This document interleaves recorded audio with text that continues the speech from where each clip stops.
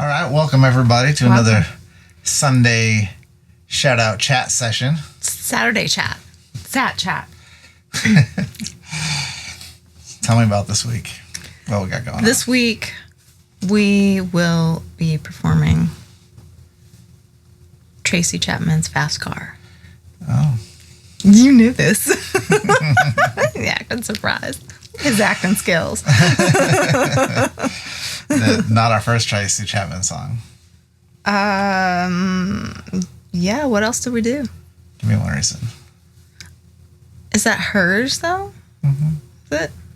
Okay. I'm gonna have to look back through my Notes? notes. Yeah, I know we did that song. That was her. It's crazy to have two songs. I can't think of any other songs for her off the top of my head. Because they have two songs that were such monumental hits. Yeah. So I'm pretty sure that this song she wrote just shortly before she broke. It was on her debut album that released in 1988. Wow. I know, right? Hmm. Yeah, I thought it was 90s, but I guess it was late enough It's been into redone the 80s. like really recently too. Luke Combs. Yeah, I didn't expect to like it, but I did. I really didn't even listen to that version because I'm so enchanted by Tracy Chapman that I just watched many of hers. Yes. So, and she has some great live versions out there. I was just really enchanted. I will admit, though, that I had some trepidation here with this song. Number one, because it is very verbose. There are very many words, and she shoves them into a little space, and that's a thing. But also, I was just really intimidated by the song because it is such a good story, and it means a lot to a lot of people. And I feel like telling a story that means something to people, it has a weightiness to it. So it's kind of like in the vein of what we did last week with the Downbound Train, where it is a regular people's problem song. That's true. I think I mentioned that. You did. When we were talking about it. It Yeah. does seem very much working class. Yep. She said it was about, or rather an article that I read that was quoting her amid the article said that it was about two young lovers that were trying to break the cycle of poverty. But really it seems very one-sided on the storyteller's part because it seems like she was doing a lot of work and the dude provided the transportation. I mean, there's a lot of one-sided relationships out there, right? That's true. It's true. Well, also, to be fair, it was a one-sided story as well. Mm-hmm. There are two sides to every story, and we don't know the other side of the story. I'm siding with Tracy on this one. Yeah, I'm going to go. Just because I've heard the story a lot. I think that, I'd watched, when we were getting ready to perform the song, I watched some actually more recent performances of her doing the song. Yeah. And I think that she's aged really gracefully. I was going to say the same thing. Which is nice to see. Absolutely. Yeah, not that a lot of us don't have a lot of choice on how we age or don't. True. We just sort of do it. It was like in her younger performances, she had a stage presence, Mm-hmm. But it was like, and she commanded the stage, but in a different way. In this one, it was like, looking at her, it's like she commanded authority on the stage. Yeah. It was just like It was her stage. Yeah, it was really cool. How wonderful that we have captured all of these amazing performances on video that we weren't there, we're able to sit in on. YouTube's so good for that, right? How fantastic. I think that's really an amazing thing. It's one thing, we diss on social media and connectivity and how we've gotten very immediate and so much less social.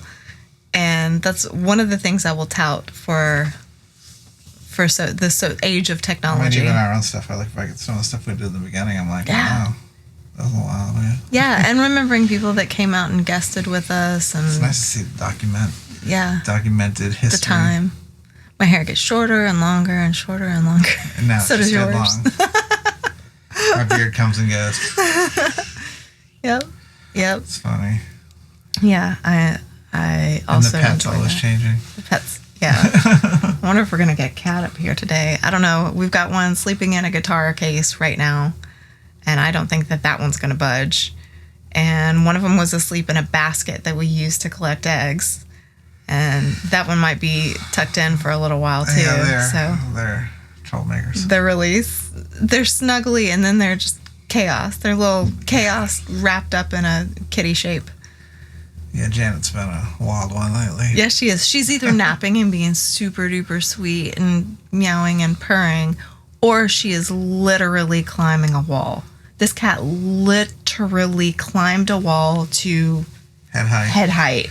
And she didn't leave any scratch marks or anything, but up the wall she went. So yeah, I don't understand it. I don't understand the brains of cats. Especially that one. She'll go on a tear, and we've watched her play what we consider to be a hacky sack with one of her toy mice. She will stand up on her back legs and actually hit it with her elbows and bap it and catch it in her mouth. It's wild. She's quite crazy. Yeah, it's fun to watch. So do you think that Tracy Chapman has her own genre? Or what genre would you put her in? I'd almost go with like folk, but that's not quite it. It's like edgy folk. Mm-hmm.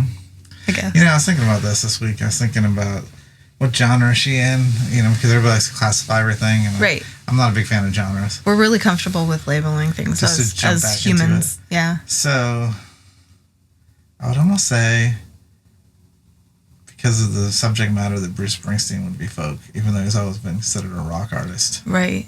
Well, I think that if you unplug the lyrics from the music, absolutely folk, even old classification of Americana, really in its kind of truest sense, and the same with Tracy Chapman. But if you're plugging in the music, I mean, that does have the vehicle on which the lyrics are moving. Mm-hmm. It does mean something, and he does have more of a rockacious kind of a thing. Rock. But I guess, she played for a while just in like little coffee houses and whatnot, and I think that there's a certain zen that you find when you're playing in a restaurant sort of situation, because there is as an artist, when you're at a festival or on a big stage where people are there to see music, the audience interacts with you a little bit differently. They're clapping, they're hooting, they're hollering, they're dancing, they're really giving you a lot of energy back. But when you're in a coffee house or a restaurant, which we played quite a bit of, they are there to be involved in conversation, to eat a lovely dinner or a brunch, and you are part of the atmosphere, not the reason that they're there. So their interaction or their energy circle with you is different. So you have to, within yourself, be very confident and be very solid on what you're offering and not be affronted or offended. It's crazy to me to think about people and artists with songs is great. That at one point Tracy Chapman probably performed this song in a coffee house. She did. To people that didn't really care. She did. She did. She played around her college campus. And the first being to ever hear the song, I read in this article, I found it really great. She had a miniature Dachshund who was staying up late with her. And usually the dog would go put itself to bed, but stayed up late with her on the couch. And as she was riding fast car, her dog was there with her and was the first being to hear such a song. That's really sweet, right? Yeah. It is. Yeah. Yeah. It's crazy. It's wonder. It makes me go back to thinking about what we've talked about before is sometimes people need other people to tell them when something's good. Yeah. It's weird that I think having that affirmation is important. It's weird. No, I'm saying it's weird for audiences to not know greatness when they hear it. Or to not communicate that. Or I feel like perhaps people might recognize it, but they think that the artist also understands that it's great, and so that they don't communicate that to the artist because they feel like, oh, they know that's a good song, or they know their performance was good. I don't have to tell them that they're good. They know that they probably hear it all the time. and there's an amount of social anxiety there. I've experienced it, even having been on the other side of it, looking to people who have influenced me and going, oh, they got to know that's a great song. They got to know. Of course, everyone around them is probably telling them this is a very moving song. And I'll tell you this, though, even though I was starry-eyed and tearful upon meeting Joan Osborne, I did tell her how much that it meant to me that she played. I'm going to even get emotional now talking about it, that she played St. Teresa, even though she was there playing her take on Bob Dylan songs, which I loved. That she ended the set with St. Teresa, which it was meaningful to me. It was one of my introductions to her music, and that she did it in such an intimate setting, and I was able to tell her how much it meant to me that she played that song. I felt like that circle between artist and audience was completed. Yeah, I think that's beautiful, but I also do think that a lot of times art is lost on the audience, and that it can be. As Rick Rubin says, like, in the equation of making art, the audience doesn't mean anything. I disagree wholeheartedly. I absolutely disagree, because as an artist, I am also my own audience. I think you're taking it wrong. Like, the audience has to be there in order to listen and have the circle. Yeah. But you don't create. What he is saying you're not creating it for an audience. You're not creating it for an audience. Okay, this I can get behind. Yeah, eventually yes. it's performed for an audience, yes. but you don't create for an audience. If you write specifically wondering, like, what can I write that would please the audience, or what can I do that I'm would also please the going to audience? disagree there. I think if you have a specific audience that you're going to, for instance, when we just finished out the last day of the Bull and Thistle, we wrote them a song for the last day at the Bull and Thistle. It was a very, for them, it was very though. Curated for them. Is it? Yeah. Because we knew our audience. Is he just saying like a broad audience, no, like, or a specified audience? Because when you create art, like, more so if you're creating art with the intent to sell it to a specific audience. Okay, like, so as for purchase. Yeah, well, okay. Then it's not art anymore. It's commerce. Yeah, I agree. We got new shirts and our Roots guitar logo. Super duper excited about it. And we have hats to match. Check it out. Beautiful. We love them. I don't usually wear hats, but Dave said I should put one on, so there I go, rocking my hat. Adorable. Get yours now. Yeah. If the art, and I believe all art does, hold value, then commerce will be created around it. Mm-hmm. But I don't think that takes away from the artistry of the thing. And I think a lot of the problem with music today is that a lot of the music is created for commerce. It's not created for the art of creating music. I think you can do that if you're making jingles. Like, go make jingles for products. That's the thing. It's like the artist didn't know, like, they didn't want Dark Side of the Moon. Like, Pink Floyd made Dark Side of the Moon, and then they... You mean the audience didn't know right. They wanted it? Yeah. People didn't want that. They didn't know. They had no idea that's what they, you know. They didn't have, like, they don't have any idea. Like, if you ask the person that's listening to music, they don't know what they want to hear. You know? I think that we've talked about it before, where it's been created into, or rather the music industry has created a formulaic kind of atmosphere where you have to fit your music inside of a box in order to be able to pass their sort of litmus test. Mm-hmm. Whereas, like, art doesn't have a box. Art doesn't have a box, and it shouldn't be made to fit into any sort of a mold or a formula, because that's when you take away what makes it special. Right.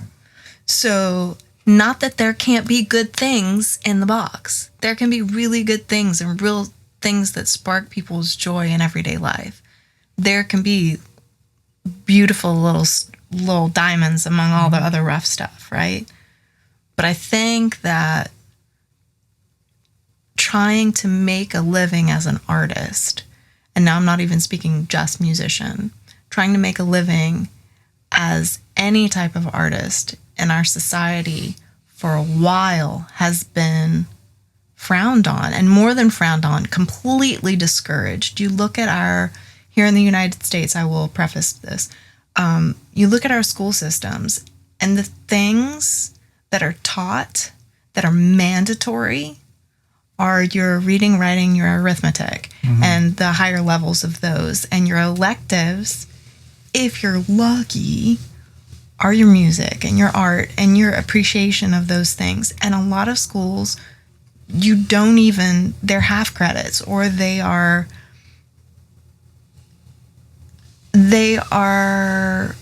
socially unacceptable. Well, yeah. I mean, you could even throw things like creative writing into that. Like that's an elective. That's not something that's taught. Absolutely, yeah. It's not taught, and unless you're like taking college courses in high school still.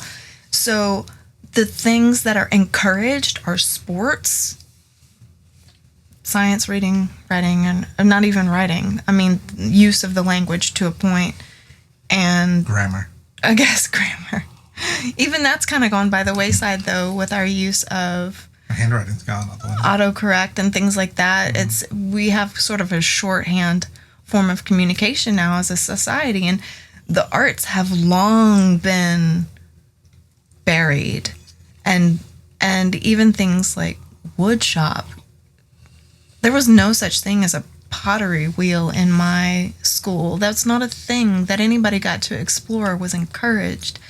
And if you were in choir, which I was, or you were in drama, which I was, you were a choir geek or a drama freak. Of course.